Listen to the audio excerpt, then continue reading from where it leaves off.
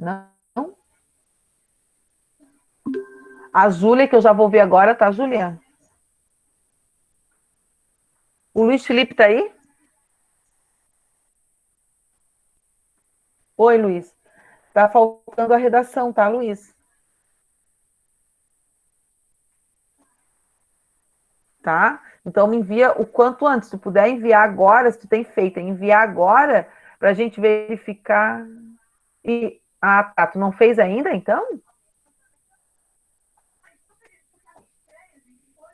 Tá. Beleza. Mas não esquece, tá, Luiz? Quem for me enviando, só me deixem uma mensagem no grupo mesmo. Faz o arrobinha, me chama lá, tá? Ah, Luiz, só dando com gato morto, né? Essa redação é lá de agosto. Ah, é... Aí só faz uma arrobinha lá no grupo, porque daí, senão as conversas, lembram que eu falo para vocês que ficam lá embaixo? Às vezes eu estou ali na hora, eu posso responder, como aconteceu com a Júlia, e com o João. Mas tem hora que eu não estou ali presente, ou eu estou fora, ou fazendo alguma coisa, ou atendendo as meninas, tá? Aí eu não consigo ver, as conversas vão lá para baixo. Então coloca mesmo no grupo e faz uma arrobinha, tá? E me chama ali, tá tudo certo, tá? Marcelo tá aí? Marcelo? Não? O Marcelo são as duas notas. Natália tá aí? Natália?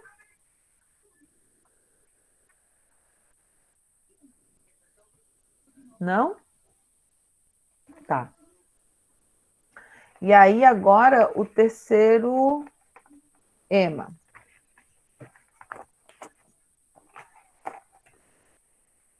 Lá no terceiro Ema, Brian tá aí, né, Brian? Tô, aham. Brian, falta a redação, tá? Que eu não Sim. recebi. A Eduarda, Duda. Isso, Eduarda. Não chegou, tá? Tens prontinha? Ou tu não fez ainda? Então, só reenvia, tá? Pode ser por foto, tá?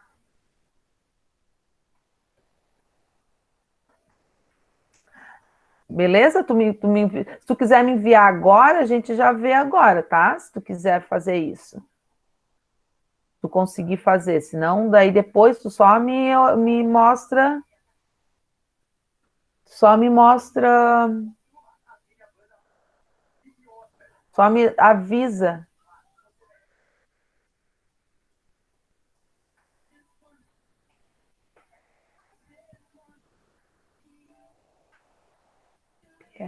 Júlia, recebi, tá? Julinha, já tá recebido, tá? Gabriel tá aí? Pinto? Gabriel? Não? Kiara tá aí? Kiara? Não? A Maria Clara Soares tá aí? Oi. Maria Clara, eu não recebi a tua redação, tá? Tu tem pronto ou tu vai fazer ainda? Ah, tá. Então tá. Tu já tinha enviado pelo clipe?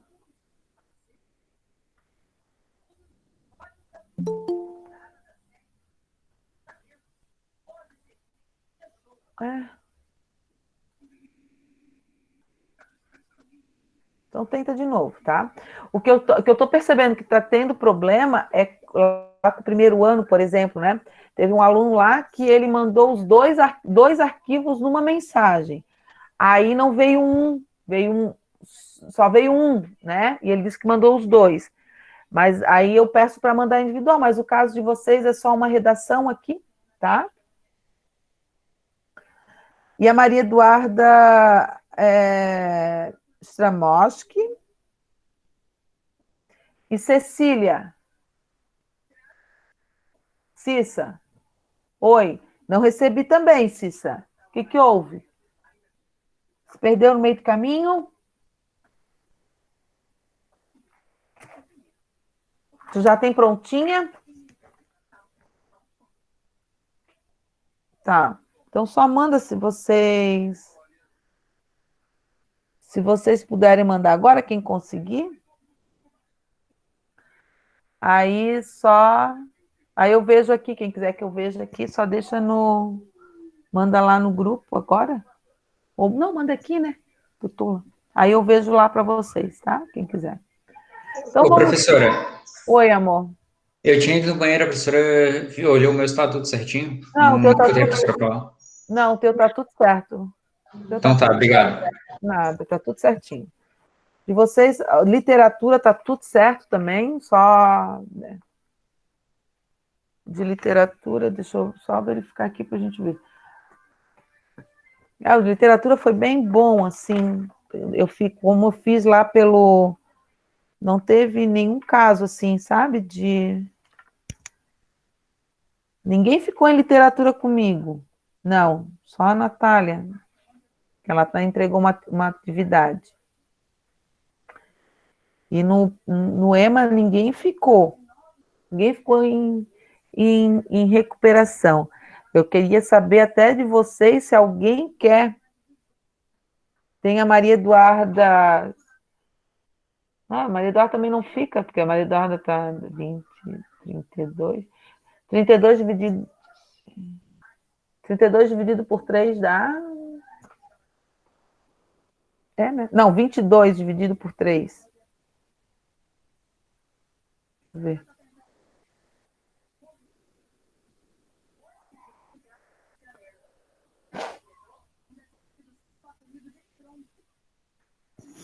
Nem a Maria Eduarda Stramowski ficou. Ninguém ficou, mesmo ela tendo as notas baixas. Só queria saber se alguém tem interesse em fazer a recuperação, porque ninguém ficou, tá? Interesse em recuperar a. Tá bom, Cecília, então manda depois, não esquece. Se alguém tem interesse em fazer a recuperação para aumentar a nota, tá? Daí só me mandem um.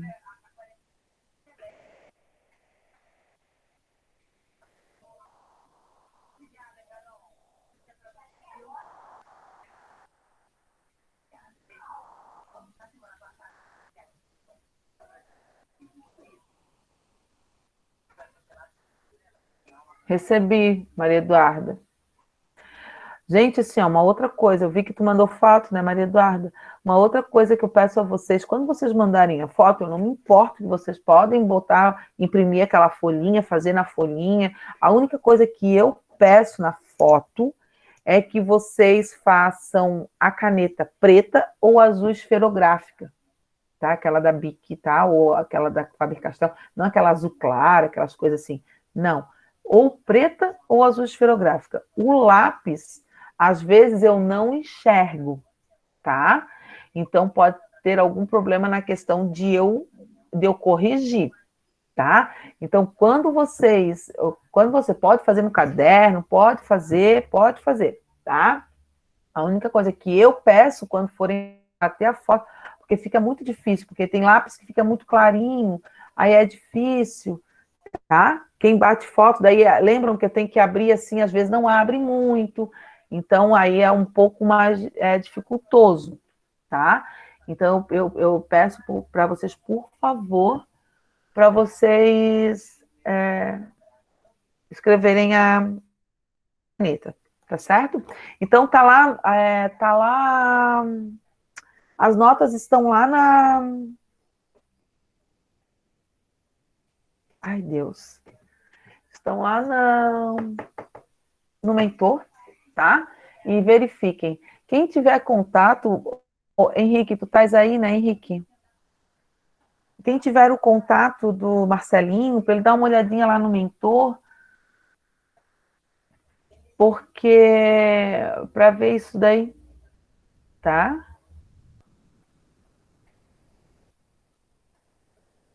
Chegou, Maria Clara.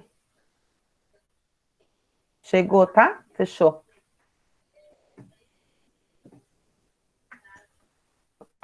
Quem quiser enviar para eu ver agora, eu já vejo, tá? Eu já vi a da Maria Eduarda, da Júlia e da Maria Clara. Então tá tudo ok vocês aí, tá? Quem estava faltando de vocês aí.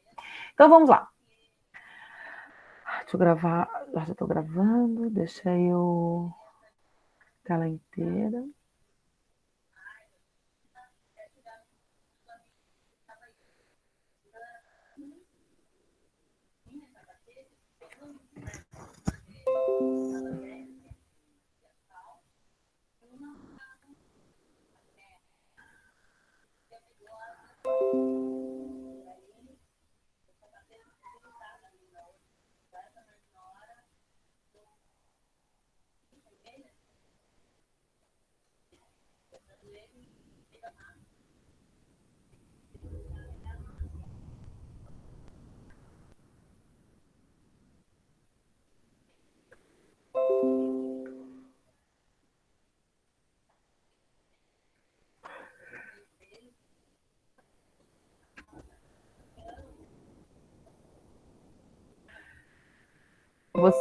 Vocês estão vendo a minha tela?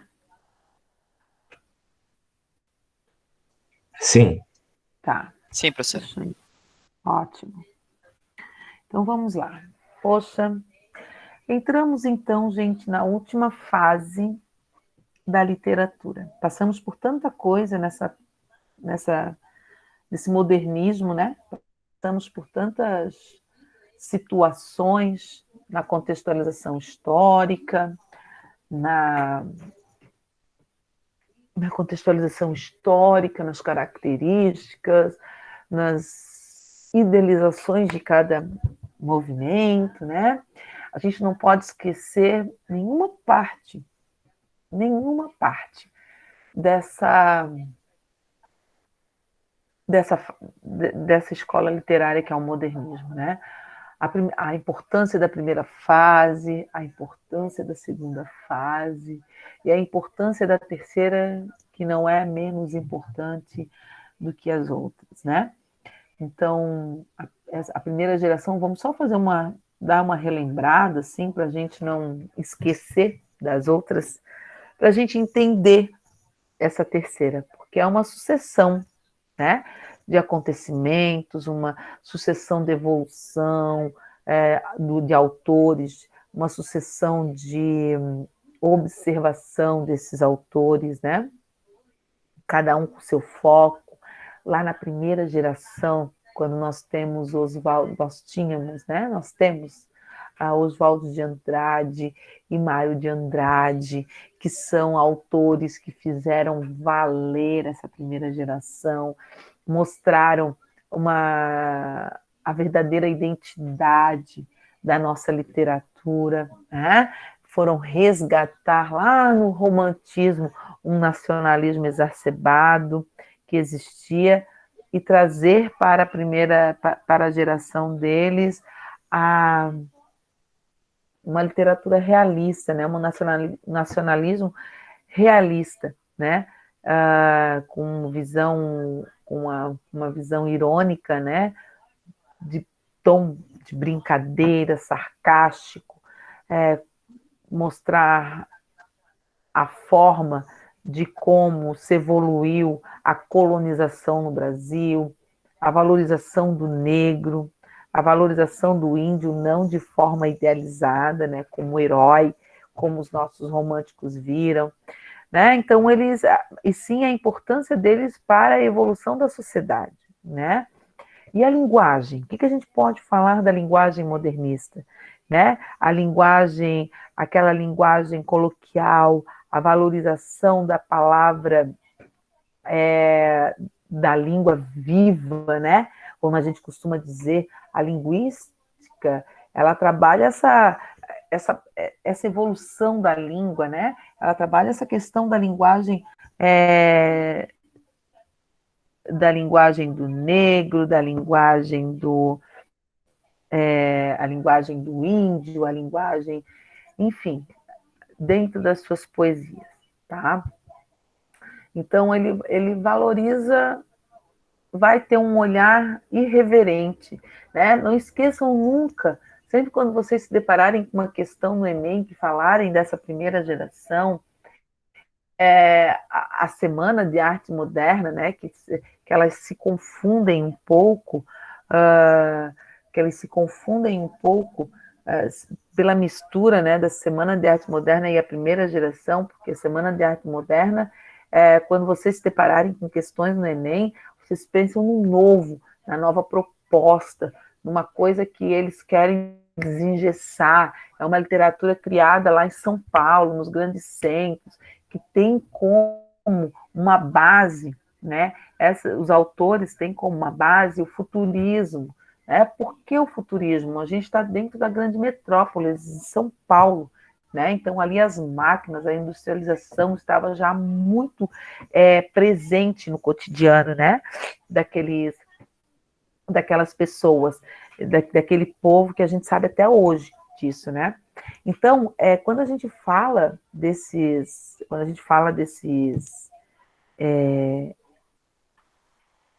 dessa geração, a gente tem que ter essa ideia. E os nossos autores eram considerados adolescentes, é uma fase adolescente, rebelde. Eles queriam chamar atenção e conseguiram. Na segunda, né, geração, a gente já tem uma outra pegada, né? A gente já vê um olhar diferenciado, a gente já não tem mais, já deixamos lá o que a primeira geração tinha que fazer, ele já fez, né? Que era criar o espaço que os parnasianos não deixavam, tá? Então, essa segunda pegada eles deixaram de lado. Essa segunda geração já tem uma outra pegada, uma pegada de amadurecimento, uma pegada de denúncia, já vem também incumbida juntamente com uma ditadura, né, com a censura. Então, eles tinham que ter esse olhar, né? Eles tinham que ter um olhar diferenciado. E foi a geração, o modernismo, a segunda geração foi a geração que teve mais gama de crescimento, né, de autores. Tanto é que vocês trabalharam eles, né? Vocês perceberam que cada um que buscou um autor para pesquisar, vocês viram a importância que ele tinha, tanto na sociedade quanto na sua literatura. Cada um teve a sua particularidade, cada um teve a sua importância dentro daquilo, não seria diferente, né? Então, a gente viu que, tanto na prosa, com aquele olhar de denúncia, né, dos nordestinos, como Graciliano Ramos, né, como Raquel de Queiroz, nós tivemos Jorge Amado com um olhar totalmente político, porque ele era político ao extremo, né? Quem fez a pesquisa sobre ele também, tanto é que ele foi exilado, né? Então a gente teve esse contato com esses autores. Carlos Drummond de Andrade, né? Meu Deus, que autor que é observador da sociedade, né? Que tinha aquele olhar tino para a sociedade. E o nosso poetinha, né? Que era o Vinícius de Moraes. Então, Vinícius de Moraes também, né, teve uma grande importância quando ele falava de forma sonetista, né, sobre as mulheres, sobre o amor, né, tem uma outra ideia também. E essa geração, né, a geração de 30, né, a segunda geração, ela foi conhecida como uma geração regionalista, porque foram determinadas regiões, né? Érico Veríssimo trabalhou a questão do Rio Grande do Sul, né? As características daquela região. Nós tivemos Raquel de Queiroz, nós tivemos ao menino de engenho lá, Jorge de Lima, né, que trabalha no interior do Brasil. Então, a gente tem nós tivemos, né, essa ideia. Enfim, o que a gente espera dessa terceira geração? Alguém tem alguma ideia? Alguém tem alguma... O que a gente espera dessa terceira geração? Viemos de uma literatura, de uma geração irreverente, amadurecida. E o que a gente espera da terceira geração? Alguém pode me dizer alguma coisa?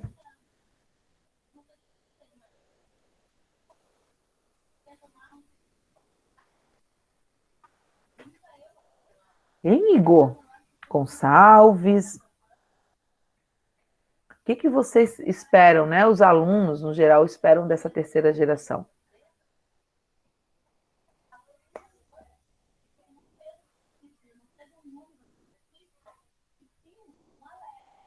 Nada?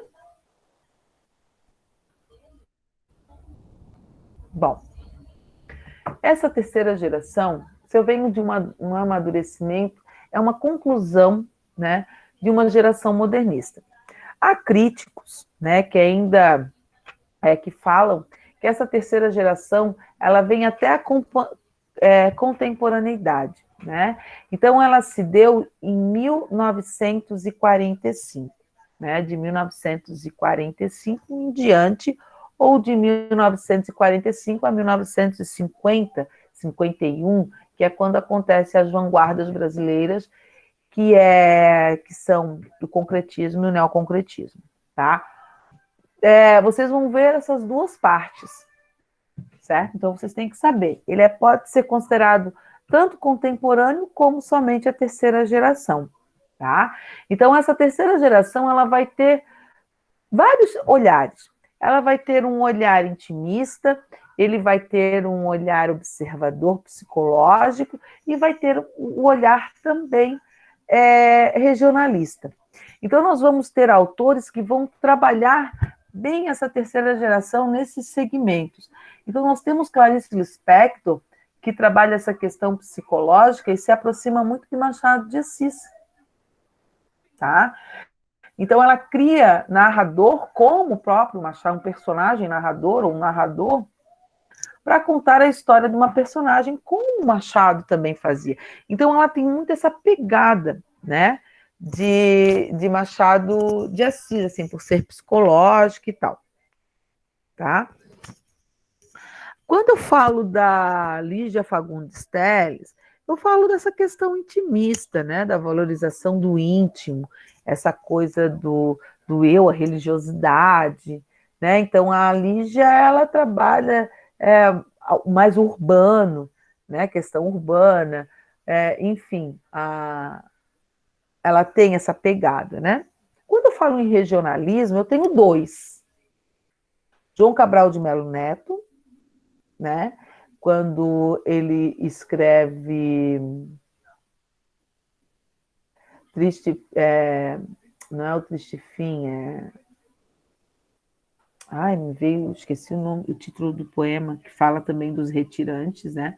Da saudade que eles sentem de estar fora também, fala nordestino, né? João Cabral de Melo Neto, Barba também, maravilhoso o autor, morreu há pouco tempo, não faz muito tempo que ele se foi, então nós temos ainda registros dele muito presente, então a gente pode ter algumas coisas dele ainda para, de repente, até passar aqui na aula. E temos o grande regionalista Guimarães Rosa, tá? O Guimarães Rosa, ele vem com uma outra pegada da valorização da linguagem regional, né? Do sertanejo. Então, ele vem com uma gramática totalmente inovada e não reconhecida pelos grandes acadêmicos da literatura, né? Pela Academia Brasileira de Letras, eles não reconheceram isso nele, mas ele vem com essa pegada regionalista, porque ele era médico, né? Então, ele foi trabalhar no interior e ele teve contato com as pessoas do interior, e ele mesmo diz em Grande Sertão Veredas, que é um livro que vocês têm que ler antes de morrer, vocês têm que ler esse livro. bota na cabeça de vocês, né? Antes de vocês morrerem, né, na vida adulta de vocês, marquem aí, vocês têm que ler Grande Sertão Veredas, porque ele é uma obra universal, ele é uma obra maravilhosa que vocês podem trazer e valorizar o dia a dia de vocês. Esse olhar do Guimarães diante dos sertanejos, ele traz uma valorização tão rica daquela região que vocês não fazem ideia, assim. Ele é maravilhoso. Então, depois eu vou trabalhar agora as características, né? Já falei bem essa questão da pegada de cada autor, e na próxima aula, então, nós trabalharemos os autores em si, e vou trazer as obras dele, alguns trechos, para a gente analisar, tá? Bom, terceira geração modernista, ou simplesmente geração de 45, né? Então, nós temos geração 22, que é a semana de 22, que é a semana de arte moderna, né? Temos a geração de 30, que é a segunda geração, e a terceira geração, ela também é conhecida como geração 45. Vocês estão me escutando?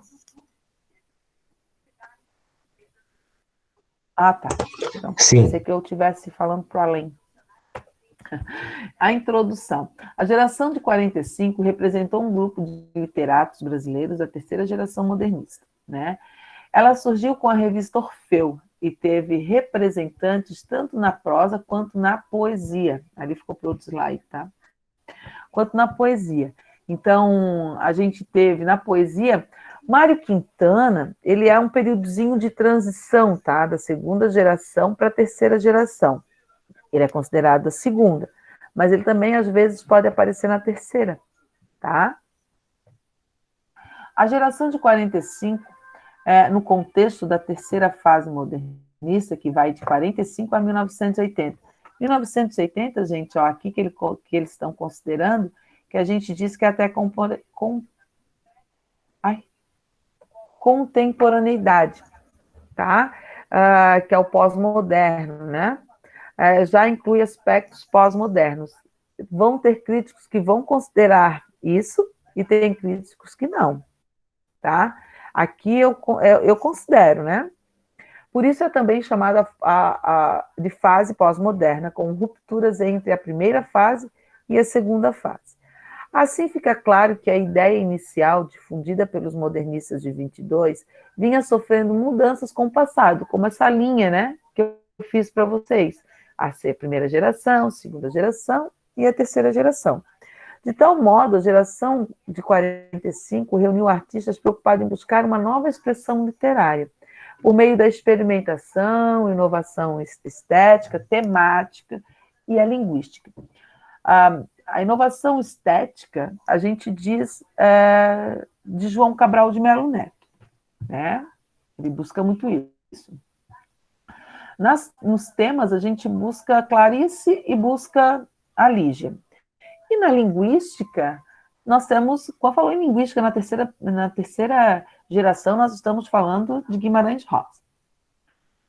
A geração de 45 representou uma arte mais preocupada com a palavra e a forma. No caso, olha, de João Cabral de Melo Neto e Guimarães Rosa, ao mesmo tempo que explora assuntos essenciais do humano, como a obra de Clarice Lispector. Eu lembro que alguém me perguntou alguma coisa sobre a Clarice Lispector na sala de aula, né? Ela cai sempre em vestibulares. Tem uma obra dela chamada A Hora da Estrela, que é muito famosa, né? Que fala da personagem Macabé, desculpa, que fala sobre a personagem Macabé, que ela se achava estranha, feia, isso, aquilo, né? Se colocava. Só que e ela era depreciada pelo namorado, uma série de coisas assim, que no íntimo, né, Clarice, no íntimo, olha, intimista, né, também, então no íntimo, ela analisava psicologicamente essa personagem, cujo narrador é Rodrigo, né, é um narrador que ela criou para contar a história de Macabeia. Então, a existência da pessoa, né, de uma região para outra, é uma crise existencial, né, que a que a Clarice costuma colocar nas suas obras. Tanto a prosa quanto a poesia foram exploradas nesse período, no entanto, de maneira mais intimista, regionalista e urbana. Tá?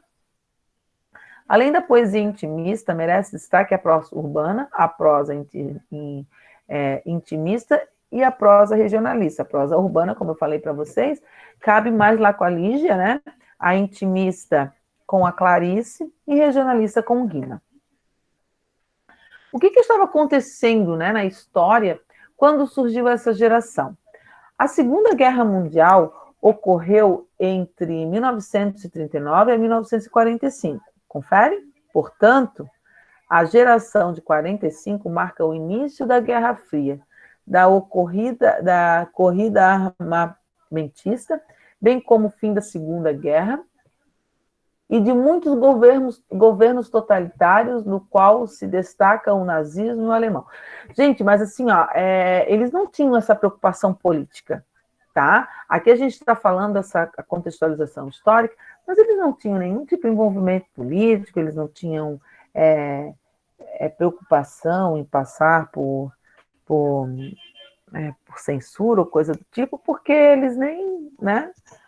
No Brasil, o período foi redemocratização do país. A era Vargas, com Getúlio no poder, essa fase seria marcada pela repressão, censura e ditadura que avançava. O movimento moderno das artes buscava criticar a sociedade ao mesmo tempo que se distanciava da arte acadêmica. Isso deu lugar ao folclore, aos regionalismos, aos múltiplos subjetivismos, dentre outros. Foi nesse contexto que os escritores da terceira fase modernista produziram suas obras.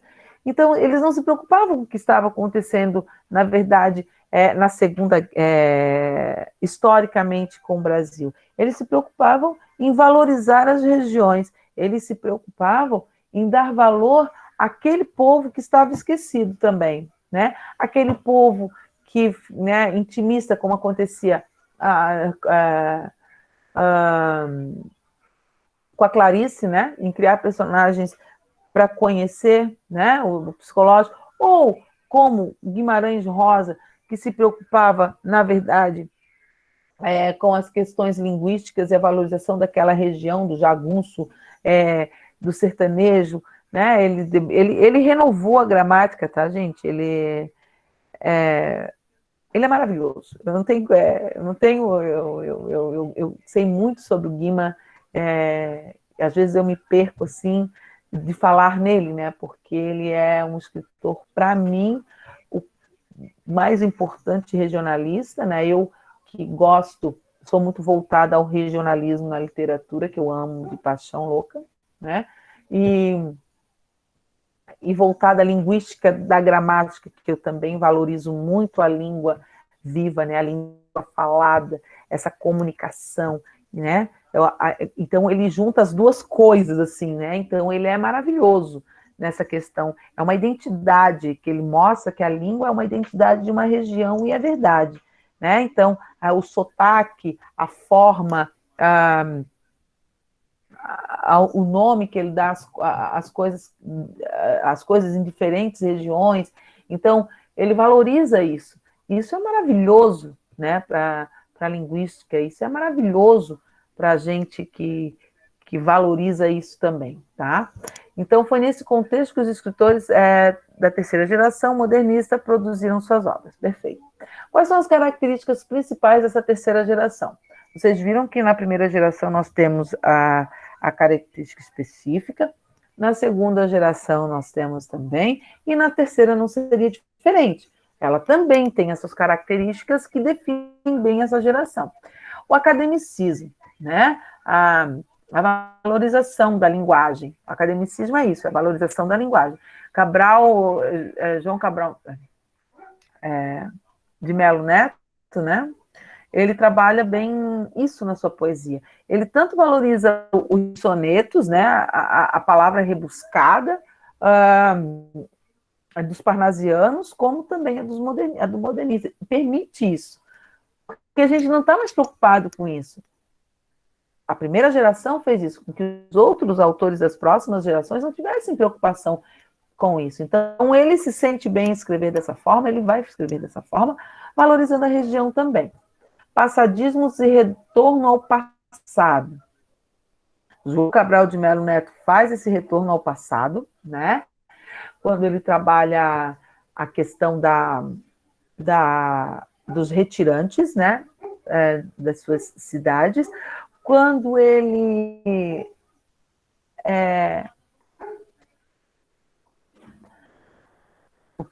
trabalha o Guimarães também, quando ele trabalha, faz uma contextualização da região lá do sertão, né, de Minas Gerais. E também Lígia Fagundes Telles, quando ela trabalha essa questão, ela valoriza a infância, né, então ela usa muito esse passado. Oposição à liberdade formal, né, aí nós temos aí a Guimarães Rosa, claramente, experimentações artísticas como ficção experimental, que nós temos a Clarice Lispector, o realismo fantástico, os contos fantásticos que acontece na Terceira Margem do Rio, é uma obra também de Guimarães Rosa, que ele trabalha bem essa questão.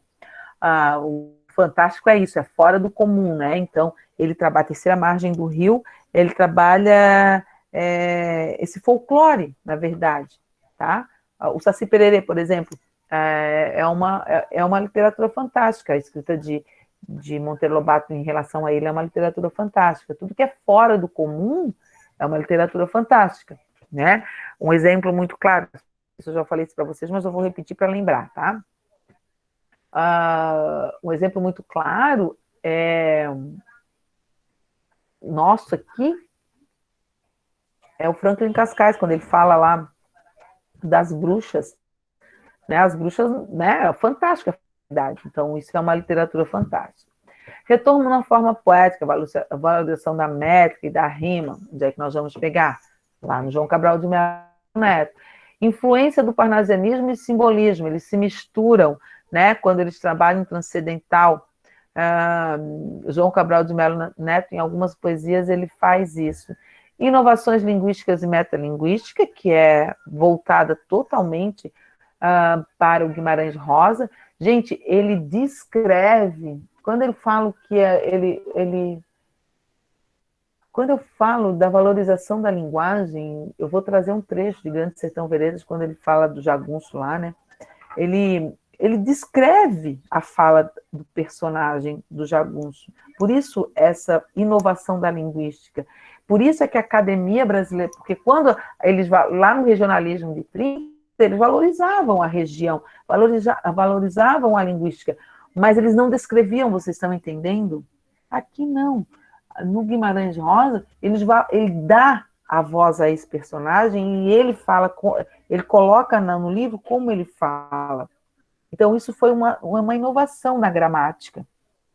E aqui na academia, e os grandes, não vou falar muito dos autores, porque eu quero pegar uma aula só falando dos autores, tá? Porque quando a gente fala aqui da Academia Brasileira de Letras, eles falam do cultismo, né, em relação... Hoje é por vendagem. Quem vende mais está dentro, né? Antigamente era a valorização da escrita. Então tinha que estar de acordo imagina, né, estar de acordo com a norma culta da língua portuguesa. E o que não é o que Sertão Veredas traz, tá? Regionalismo universal, também em questão do Guima, né?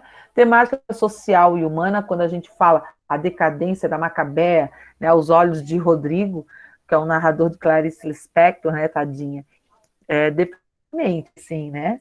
Da pena dela, sabe? Quando a gente lê o livro, dá de chorar, que tem a fala do personagem, do namorado dela, do Jerônimo, que ele diz assim, porque é tão feia, fala para ela assim, né? É tão feia, tão feia, tão feia, que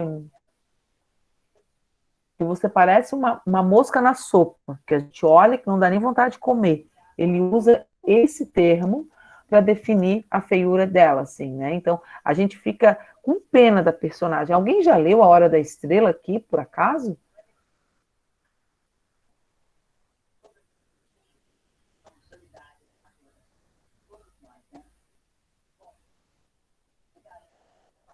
temática social e humana e a linguagem objetiva. Então, ele vai trabalhar essa linguagem mais objetiva, tá?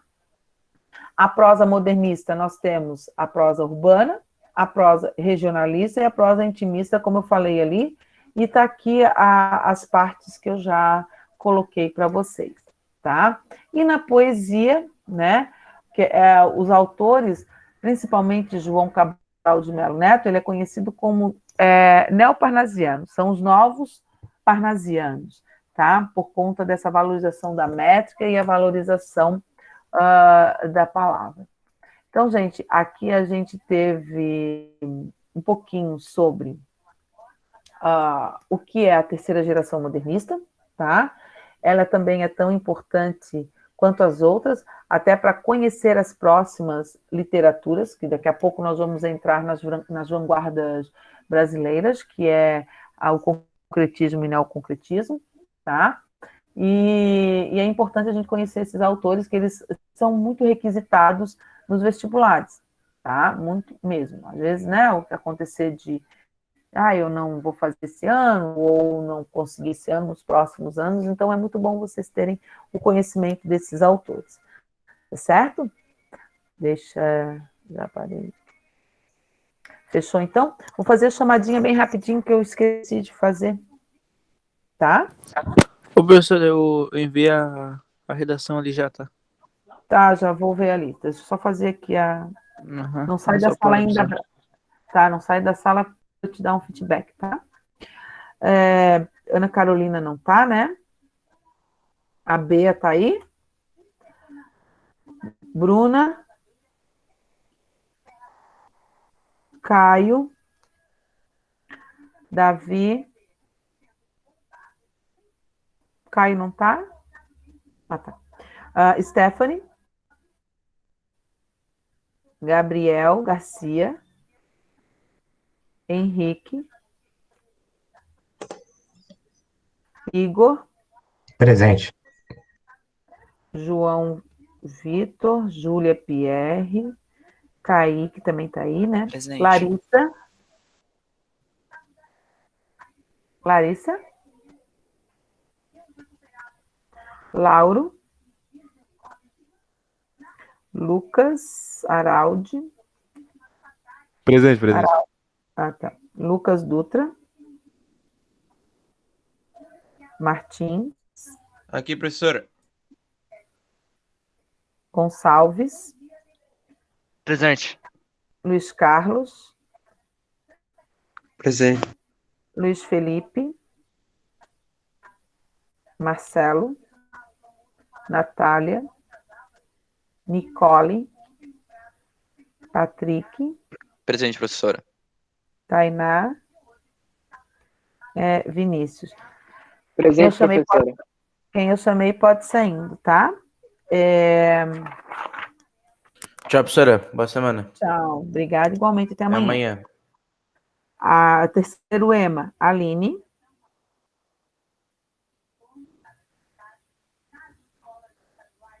Aline? Não?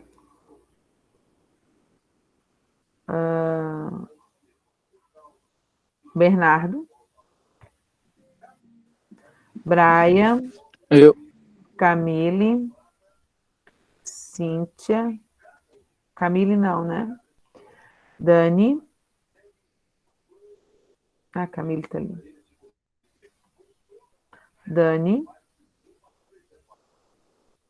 A Dani tá sem internet, tá? Eduarda? Emily? Eric? Presente. Gabriel Pinto? Gabriel?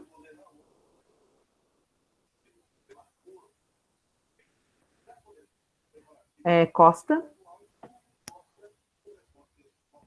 Guilherme? Júlia Paiva? Júlia Sayumi? Júlia Westerman?